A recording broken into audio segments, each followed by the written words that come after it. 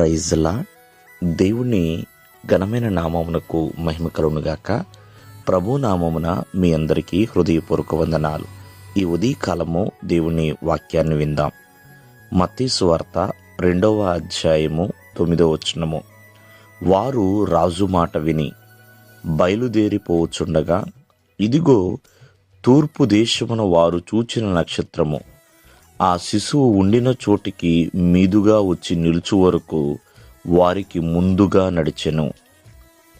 తూర్పు దేశపు జ్ఞానులు యేసుక్రీస్తు వారిని చూడాలని ప్రయాణమై వస్తున్న క్రమంలో వారిని నడిపించటానికి వారికి ఉపయోగపడిన మార్గదర్శి ఎవరైనా ఉన్నారంటే అది నక్షత్రమేనండి.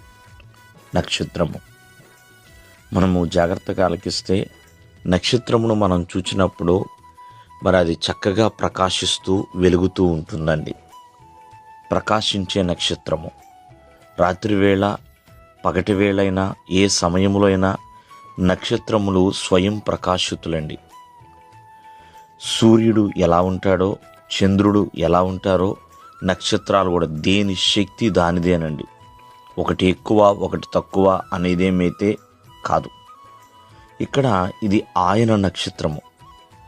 ప్రభువారి ఆ పుట్టుకుని తెలిపే జ్ఞానులకి పుట్టుకుని తెలిపే చక్కటి ప్రకాశమయమైన నక్షత్రము. ఈ నక్షత్రము గురించి కొన్ని విషయాలు మనం తెలుసుకుందాం. చూడండి, ఎప్పుడైతే ఆకాశంలో ఎన్నో నక్షత్రాలు ఉన్నాయి, కానీ ఈ నక్షత్రము చాలా ప్రత్యేకమైనది. అందుకనే తూర్పు దేశపు జ్ఞానులు గుర్తించగలిగారు. ఈ నక్షత్రము ఆయన నక్షత్రమే అని వారు గమనించగలిగారు.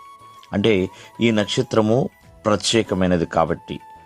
రెండవదిగా, జ్ఞానులను ప్రియమైన వల్లరా యేసుక్రీస్తు వారి యొద్దకు నడిపించిన నక్షత్రం అండి. వారికి చక్కటి మార్గాన్ని చూపించింది. ప్రభువు ఎక్కడైతే ఉంటాడో ఆ బెత్లెహేము వరకు ప్రియమైన వల్లరా అలాగే తీసుకుంటా వచ్చింది.